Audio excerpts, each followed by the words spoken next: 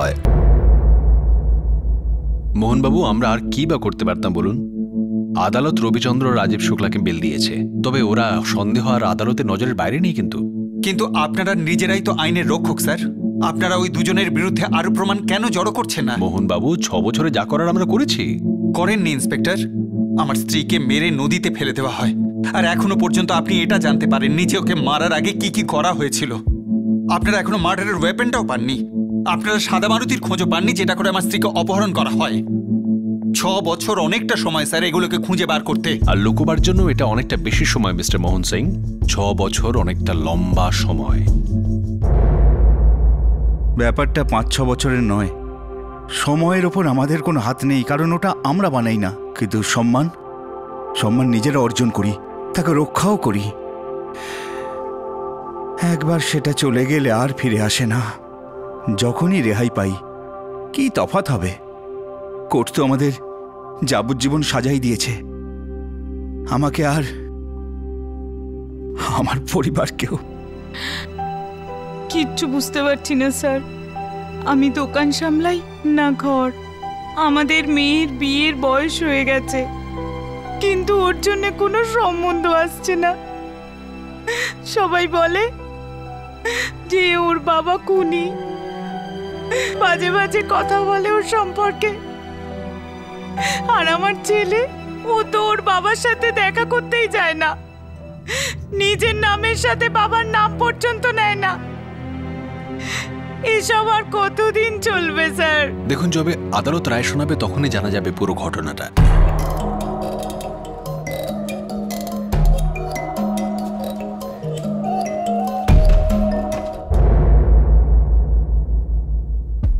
Advocate মাসি, রবিচন্দ্র, আপনারা যে কথা বলছেন সেটা একেবারেই সম্ভব নয়। আমারও এমনটাই মনে হয়েছিল স্যার, কিন্তু এটা সত্যি। বছরখানেক আগেই আমার সন্দেহ হয়েছিল এই কেসের সত্যতা অন্য কিছু। সেই জন্য আমরা আমাদের নিজেদের তদন্ত শুরু করি। উকিলবাবু, প্রত্যেকবারই এই তারিখটা শিফট হয়ে যায়, আমার ছুটিগুলো নষ্ট হয়ে যায়, চিন্তাও বেড়ে যায়। কবে আমার নামটা যে পুরোপুরি ক্লিয়ার করতে পারবো? রবি, এবার যা করতে হবে আমাদেরই করতে হবে। কি বলতে চাইছেন উকিলবাবু?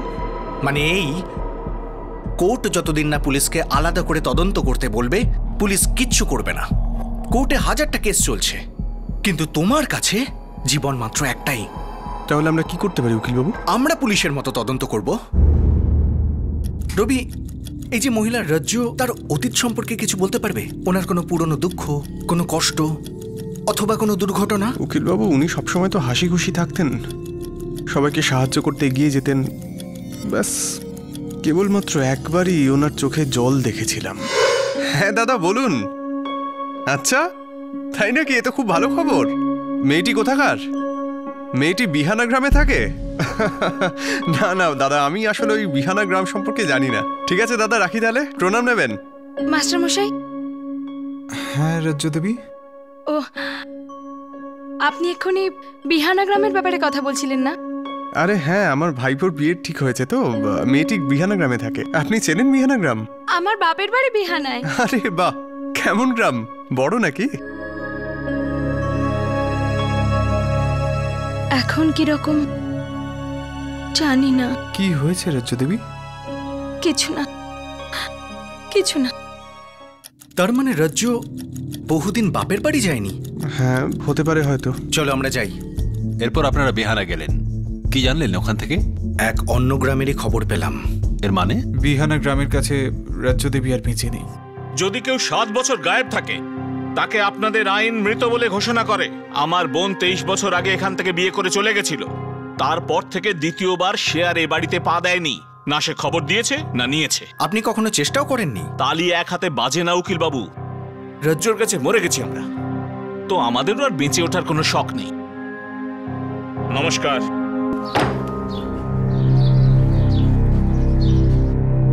চলো। আরে মতের বিরুদ্ধে বিয়ে দিয়ে দিয়েছিল রজ্জু। এ আপনি কি বলছেন? হ্যাঁ বাবু, আমি সব কথা শুনেছি। এবার আমার কথা শুনুন। এই যে রজ্জু আছে না, ও তো বিয়ে করতেই চাইছিল না, জোর করে বিয়ে দিয়ে দিয়েছে। বিয়ে কেন করতে চাইছিল না? একটা স্কুলের মাস্টার ছিল বিক্রম সিং, ওর সাথে সম্বন্ধ হয়েছিল। তারপর জানি না কি হলো, সম্বন্ধ ভেঙে গেল।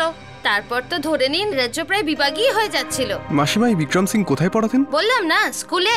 না মানে কোন স্কুলে? আমি কি করে জানবো? স্কুলের সাথে আমার কি যোগাযোগ? আমাদের মনে হলো নিশ্চয়ই কোনো ব্যাপার আছে। 1% চান্স থাকতেও পারে। স্কুল কি করে পেলেন আপনারা?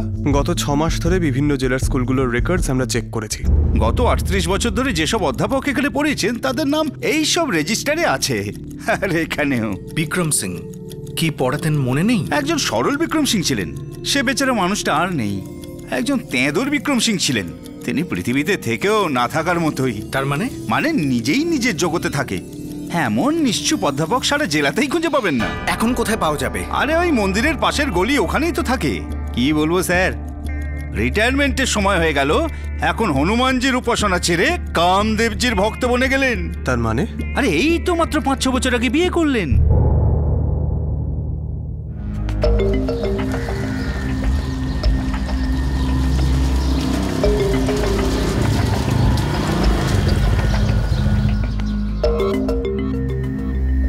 উকিল বাবু, মনে হয় এই বিক্রম।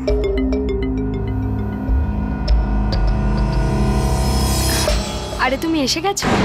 রাজ্য দেবী? হ্যাঁ উকিল বাবু, ইনি তো রাজ্য দেবী। হ্যাঁ, আরে শিওর? হ্যাঁ, রাজ্য দেবী।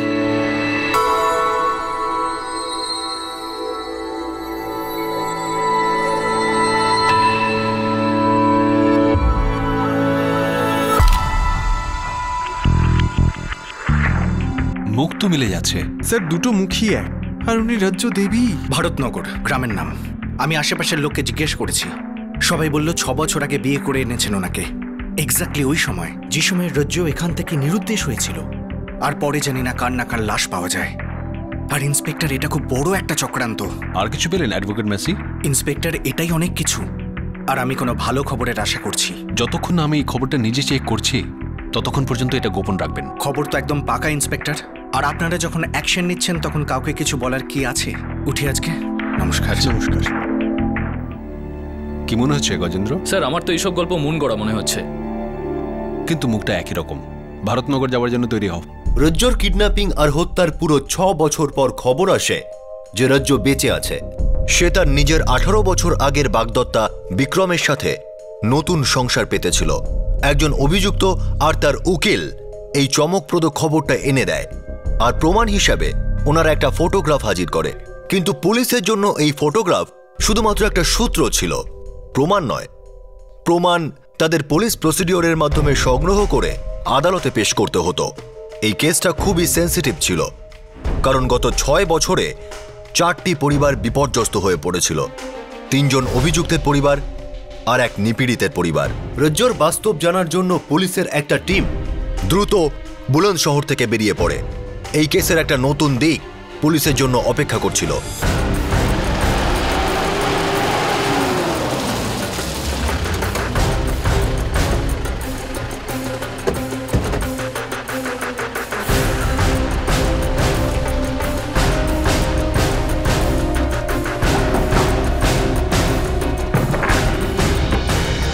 বলুন। আপনার নাম? আগে আমি রাজ্য। আপনি বিবাহিতা? হ্যাঁ। স্বামীর নাম? বিক্রম সিং। বিক্রম সিং? কি ব্যাপার ইন্সপেক্টর, কি হচ্ছে? আগে ইনিই আমার স্বামী বিক্রম সিং। দেখুন, আপনাদের দুজনকে আমাদের সঙ্গে বুলন্দ শহরে যেতে হবে। বাকি কথা রাস্তায় বলে নেব। চলুন।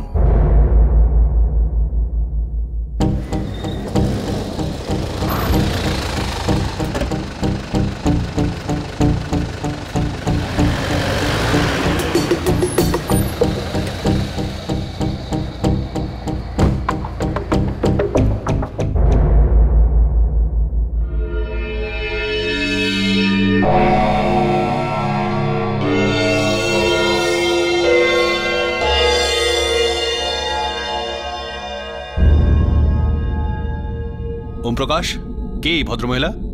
রাজ্য দেবী। হাবিলদার? রাজ্য বৌদি সাহেব। মাস্টার বাবু?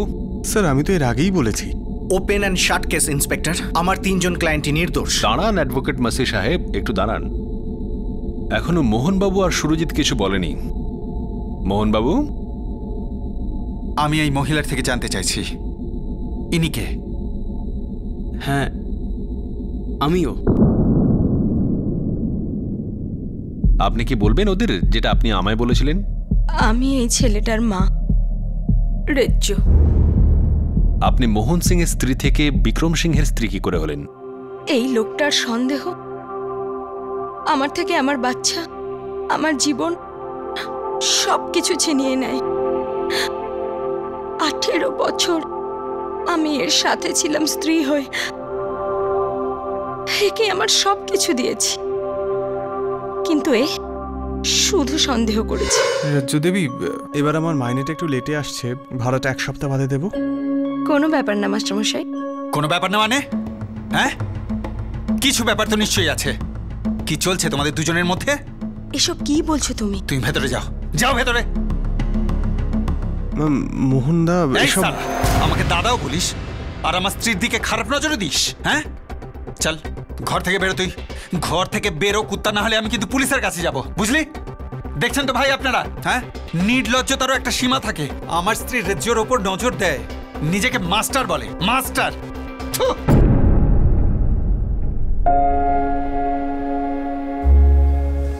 ওম বাবু, বাকি জিনিসগুলো রেখে দিন, আমার কাছে 300 টাকা কম আছে। পয়সা কম তো কি, আপনি পালাচ্ছেন নাকি? ধন্যবাদ ওম বাবু।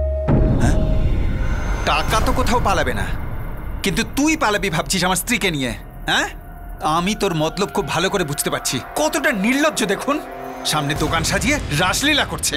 হ্যাঁ, আরে এসব কি বলছেন? কি বাজে কথা বলছেন? চুপ কর বেটা ওম প্রকাশ, তোর এই ছোঁকছোকানি সারা দুনিয়া জানে। মেয়ে ছেলে দেখলেই হলো হি হি হু হা হা। হ্যাঁ, কিন্তু মনে রাখিস আমার স্ত্রীর থেকে দূরে থাকবি, না হলে এই দোকান আর তোকে দুটোকেই আমি খতম করে দেব। তুই জানিস না আমার হাত কত দূরে এগোয়। আর আপনাদেরও বলি হারি, আপনারা অন্য কোনো দোকান খুঁজে পান না? হ্যাঁ, আর এই নির্লজ্জের দোকানে আসেন কেন? দোকানকে সামনে রেখে পরকিয়া করছে ও। আমার স্ত্রীর পাশে তোকে যেন কোনোদিন না দেখি। আরে বৌদি, মন্দির থেকে ফিরছেন, দিন প্রসাদ খাওয়ান। আপনি ট্রেনের টিকিট চেয়েছিলেন, আমি নিয়ে এসেছি। এই নিন আপনার ট্রেনের টিকিট আর বাকি টাকা। ধন্যবাদ। ছাড় আমার স্ত্রীর হাত। দাঁড়া, আমি এক্ষুনি আসছি। বৌদি অনেক হয়েছে, আজকের উত্তর দিয়েই ছাড়ব। দাদা, আমি আপনার কাছে হাত জোড় করছি, দেখুন ব্যাপারটা বাড়িয়ে কি লাভ, আপনি আপনার বাড়ি যান। হাবিলদার, তোর সাহস কি করে হলো রাস্তার মাঝখানে আমার স্ত্রীর গায়ে হাত দেওয়ার? মোহনবাবু, বেশি হয়ে যাচ্ছে কিন্তু। অনেক তো এখন হবে। ডিসিপি থেকে কালেক্টর সবার সঙ্গে পার্সোনাল টাচ আছে আমার, ছাড়বো না তোকে আমি। আর এই সারা পাড়া সাক্ষী দেবে আমার জন্যে। দেখছেন তো আপনারা, হ্যাঁ, দেখছেন তো কি যুগ এসেছে, রক্ষকে ভক্ষক হয়ে গেছে। তোকে আমি ভয় পাই না, পুরমহল পর্যন্ত যাব, মনে রাখিস তুই। চলো চলো, রাসলীলা হচ্ছে এখানে। এনারা 3 জন ভালো লোক, সব সময় আমায় সাহায্য করতেন, ভদ্রলোক, সংসারী লোক। এদের সবার সামনে অপমানিত হতে হয়, এর জন্য আমারও অপমানে লাগতো। ক্ষমা চাইতে পারতাম না। এ যদি আবার ভুল বোঝে তো? এক নারীর কাছে কি লজ্জার ব্যাপার, এই বয়সে বিয়ের এত বছর পরে এই সব দেখতে হয়। প্রত্যেক দিন কাজে কথা। এ আমাকে মারতো, কোথাও একা যেতে দিত না। মন্দিরে যেতাম, তাও সুরজিৎকে সাথে পাঠাতো। 24 ঘন্টা আমার উপর নজর রাখতো। আমার বাচ্চাকেও এমন ভাবে নিজের বশে রেখেছিল যে ও তো ভুলেই গিয়েছিল যে আমি ওর মা। আমি সব যন্ত্রণা সহ্য করে এদের দুজনকে মন থেকে দেখতাম, হাসি মুখে খোঁটা শুনতাম। কিন্তু একদিন রাতে তো সব ছাড়িয়ে গেল। বাবা, কালকে দুপুরে মা কারোর সাথে যেন ফোনে কথা বলছিল, আমি আসাতেই চট করে ফোন কেটে দিল। বাজে কথা বলিস না সুরজিৎ, আমি আমার বান্ধবীর সাথে কথা বলছিলাম। সেই লোকটা না তোর বিয়ের আগে সেই স্কুল মাস্টার, যার সাথে তোর লটঘট চলছিল, যাকে ফাঁকি দিয়ে আমার গলায় তোর বাবা তোকে লটকে দিল? চুপ করো, বাচ্চার সামনে এসব কি বলছো তুমি? সুরজিৎ, তুই ভেতরে যা। সুরজিৎ কোথাও যাবে না, তুই এখানেই থাক। তোর এগুলো জানা দরকারি যে তোর মা কেমন আর কি চরিত্রের। বল, বিয়ের আগে তুই কি কি করেছিস? বল, বিয়ের আগে তুই কি কি করেছিস? হ্যাঁ, কাকে ফোন করছিলিস? হ্যাঁ, কাকে ফোন করছিলিস? বলবি না? না তুই একবার বললাম শুনছিস না? না বল বল, কাকে ফোন করছিলিস? কাউকে না, আমি আমার বান্ধবীর সাথে কথা না, বলছি। School master. সত্যি বল। সত্যি। আরে আটকা না তোর বাবাকে, আটকা না। আটকাবো? আমি আটকাবো? আমার তো ইচ্ছে করছে যে আমিও তোমাকে মারি।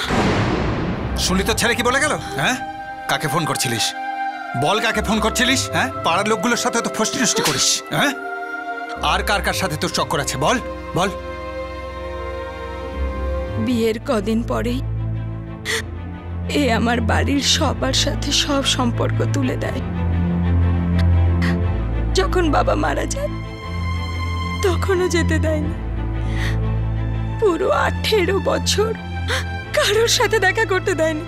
তারপর সেই রাতে মনে হলো যে আমার বাচ্চা, আমার সুরজিৎ আমার থেকে আলাদা হয়ে গেছে। সেই রাতে আমার মন ভেঙে গেল, আর আমি ওই বাড়ি ছেড়ে দিই। আমি ভগবানকে সাক্ষী রেখে এই বিয়ে ভেঙে দিচ্ছি। আমাকে খোঁজার চেষ্টা করো না, আমার আর তোমার সাথে কোনো সম্পর্ক নেই। সুরজিৎ, বাবা ভালো থাকিস। ভগবানের কাছে প্রার্থনা করি যে একদিন তুই সত্যি আর মিথ্যের তফাৎ বুঝতে পারবি। আমি থাকি বা না থাকি, আমার আশীর্বাদ তোর সাথে থাকবে।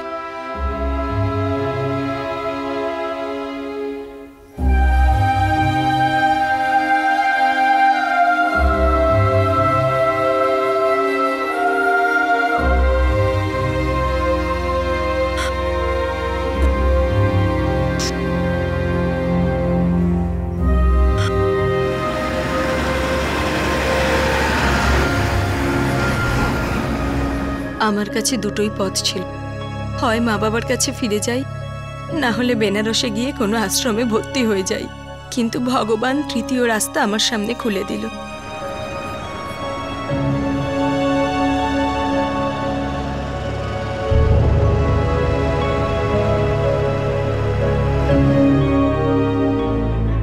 এর সব ঘৃণ্য অভিযোগ মিথ্যে।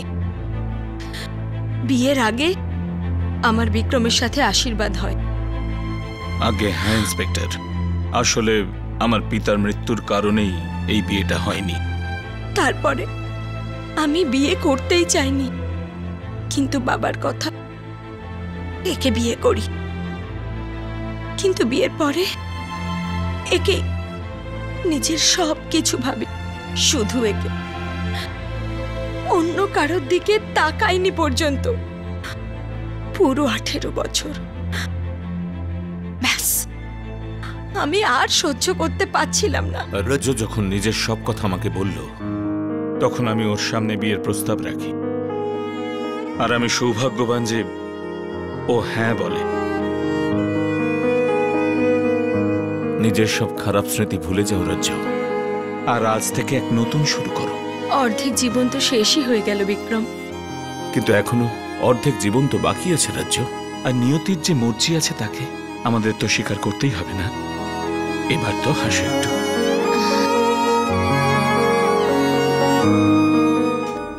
সেই দিনের পর থেকে আমি আজ পর্যন্ত পিছনে তাকাইনি।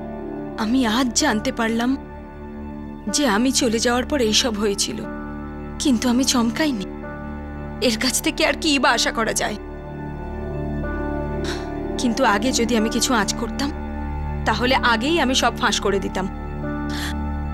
অন্তত এই 3 জন ভদ্রলোকের জীবন তো নষ্ট হতো না। এই বয়ানটা 3 জন অভিযুক্তকেও শক্তি দিল নিজেদের নিরপরাধী হওয়ার আওয়াজটাকে মজবুত করার জন্য। একটা খুব গুরুত্বপূর্ণ প্রশ্নের উত্তর সামনে এলো, তাহলে কেন এই 3 অভিযুক্ত পালিয়ে গিয়েছিল? গায়ে খবর ছড়িয়ে পড়েছিল যে রজ্জু দেবী কিডন্যাপ হয়েছেন। আমরা শুনেছিলাম যে মোহন সিং নাকি আমাদের বিরুদ্ধে ডায়েরি করতে যাচ্ছে। এই পাগল লোকটা এমনিতেই আমাদের বদনাম করে দিয়েছিল, পুরো পাড়ার সামনে আমাদের অসম্মান করেছিল। দেখলেন তো আপনারা?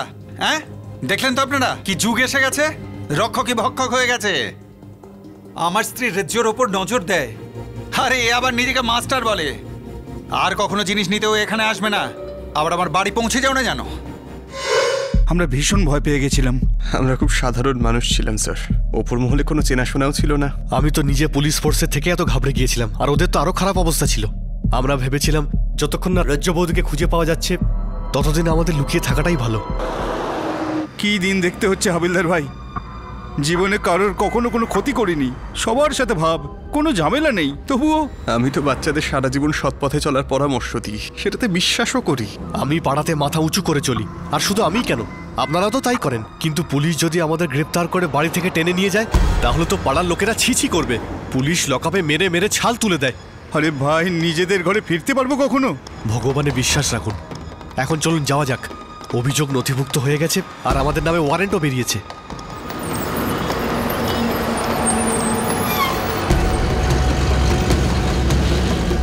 রোজ ভগবানের কাছে প্রার্থনা করতাম যে রাজ্যদেবীকে কিডন্যাপাররা ছেড়ে দেয়, আমরা যেন সম্মানের সাথে বাড়ি ফিরতে পারি। আমাদের অবস্থা খুব খারাপ হয়ে গিয়েছিল, বাড়ির লোকের চিন্তা, আর তার উপর সব টাকাও শেষ হয়ে গিয়েছিল।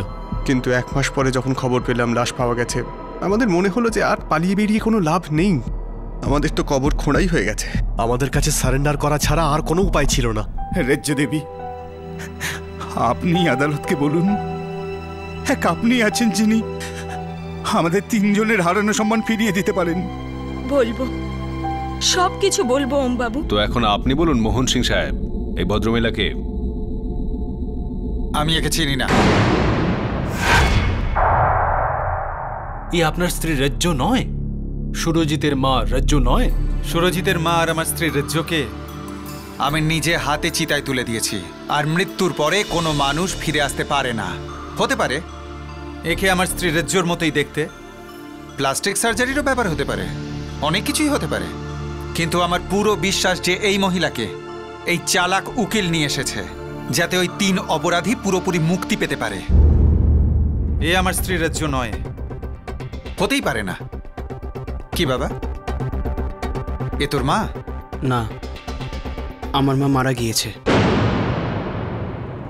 কাহিনী এখানেও এক জোরালো মোড় নিয়েছিল। মোহন সিং আর সুরজিৎ দুজনেই রজ্জুকে চিনতে পরিষ্কার অস্বীকার করে। আরও একবার সন্দেহে তীর নড়ে উঠল। মোহন সিংয়ের কথাতে কি একটুও সত্যতা ছিল? রজ্জুর বয়ানে কি একটুও ফাঁক ছিল? এটা কি সত্যি কোনো ষড়যন্ত্র হতে পারত? পুলিশ 2 পার্টির ওপরই নজর রাখছিল আর নতুন করে আবার অনুসন্ধান শুরু করে।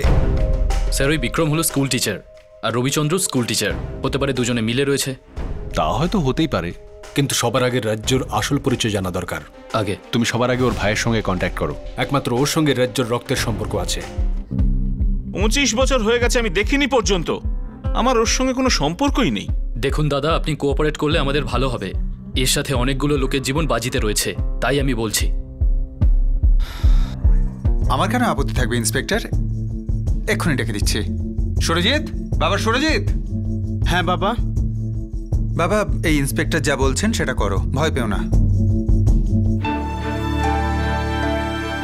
আমার কোনো আপত্তি নেই, আমি তো সব কিছু করতে তৈরি, শুধু ওই অপরাধীর সাজা হোক। নিজেকে রজ্জু পরিচয় দেওয়া মহিলা আর আসল রজ্জুর ছেলে সুরজিৎ এবং আসল রজ্জুর দাদা 3 জনের ডিএনএ টেস্ট করানো হয়। এই টেস্টটি সন্দেহকে বাস্তবে পরিণত করবে। 4টি পরিবারই এই টেস্টটার জন্য অপেক্ষা করছিল, আর রেজাল্ট সব সন্দেহকে দূর করে দেয়। রজ্জু আর তার দাদার ডিএনএ টেস্ট ম্যাচ করে। রজ্জু আর সুরজিতেরও ডিএনএ টেস্ট ম্যাচ হয়। রজ্জু সত্যি রজ্জু ছিল, সুরজিতের মা আর মোহন সিংয়ের স্ত্রী, যার সাথে ও সম্পর্ক শেষ করে দিয়েছে। মোহন সিং, গত 6 বছর ধরে আমার কেবিনে এসে এসে আমাকে প্রশ্ন করে গেছো তুমি। এবার আমি তোমার বাড়ি এসেছি, আমার কিছু উত্তর চাই। কিসের জবাব? রাজ্যর কিডন্যাপিং আর লাশের আসল সত্যটা কি? সেটা তো 6 বছর আগেই আপনাকে আমি বলেছি। 6 বছর আগে আমি আর আমার টিম মিলে 3 জন নিরপরাধ লোককে জানোয়ারের মতো মেরেছিলাম, ওদের ওপর কেস করেছি, ওদের জীবন বরবাদ করে দিয়েছি। তোমার জীবনের মূল্য আমার কাছে কানা করে নেই। তো চুপচাপ যদি সত্যি বলো তাহলে হয়তো বাঁচতে পারবে। রজ্জু, রজ্জু,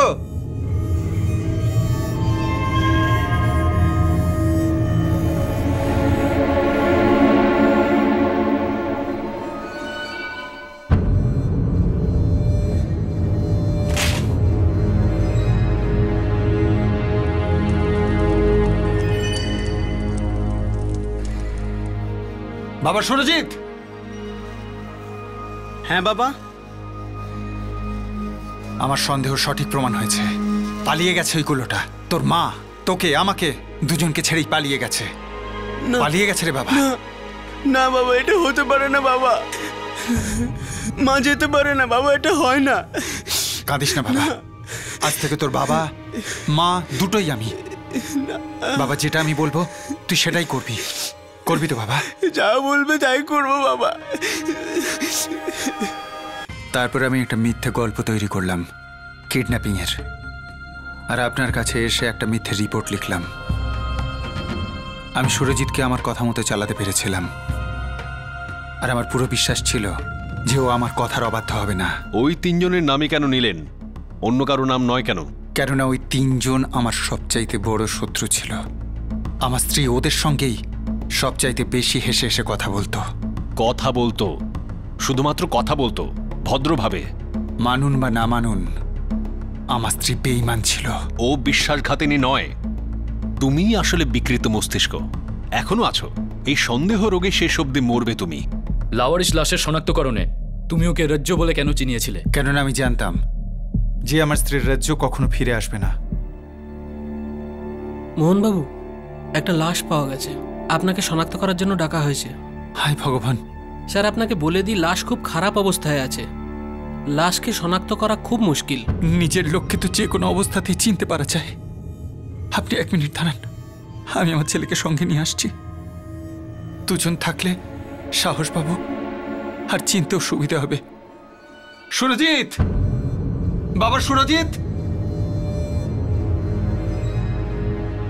বাবা, একটা লাশ শনাক্ত করতে হবে, ব্যাস এটা বলবি এটাই মা, আর বেশি কিছু জানার দরকার নেই। ঠিক আছে বাবা, তুমি যা বলবে। আর্মিদের একটা পুকুর থেকেই লাশটাকে পাওয়া গেছে। পোস্টমর্টেমের রিপোর্ট অনুযায়ী কয়েকদিন আগেই মৃত্যু হয়েছিল। দেখুন মোহনবাবু, লাশ যথেষ্ট পচে গেছে। দেখান ওদের।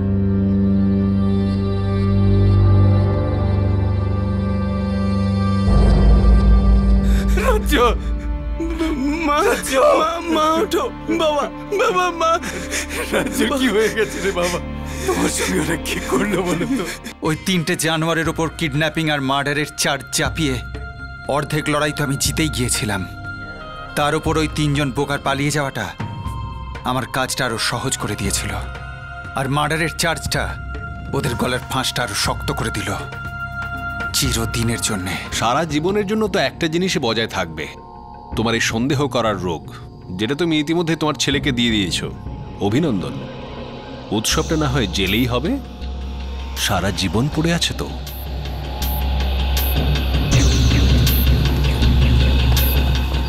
মোহন সিং আর সুরজিৎকে জঘন্য অভিযোগ করার অপরাধে আর মিথ্যে বয়ান দেওয়ার অভিযোগে গ্রেফতার করা হয়।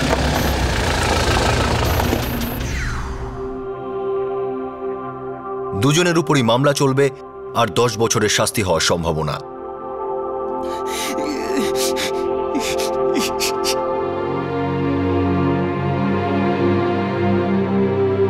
আরে আদালত ওম প্রকাশকে সসম্মানে মুক্তি দিয়েছে।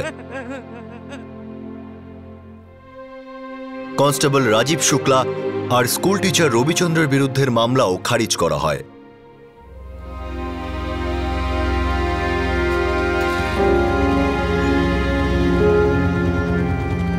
রজ্জু বিক্রমের সাথে খুশি তো আছে, কিন্তু নিজের ছেলের চিন্তা আর অতীতের খারাপ দিনের কথা প্রায়শই তাকে ডিস্টার্ব করতে থাকে। সন্দেহের শিকার সারা জীবন কষ্ট পায়। কালকে আর আজকে দুটো ভাগে দেখানো সন্দেহের এই গল্পটা সত্যি একটা অদ্ভুত কেস। কেউ কারো প্রাণ নেয়নি, কিন্তু সন্দেহ কতগুলো জীবন নষ্ট করে দিল। পুরুষ আর নারীর মাঝখানে যখন সন্দেহের ভাইরাস ঢুকে পড়ে, তখন সেটা একটা ইঙ্গিত হয় যে শুধু সম্পর্কটাই নয়, বরং আত্মীয়রাও বিপদে আছে। ক্রাইম পেট্রোল দস্তক আপনাদের জন্য ক্রমাগত অপরাধের গল্প নিয়ে আসবে। আমাদের উদ্দেশ্য অপরাধের সাথে লড়াই করা, সেটাকে কম করা, আর তার জন্য সব থেকে বেশি দরকার সেটাকে বোঝা। আপনাদের সাথে আবার দেখা হবে, ততক্ষণ নিজের খেয়াল রাখবেন, সুরক্ষিত থাকবেন। জয় হিন্দ।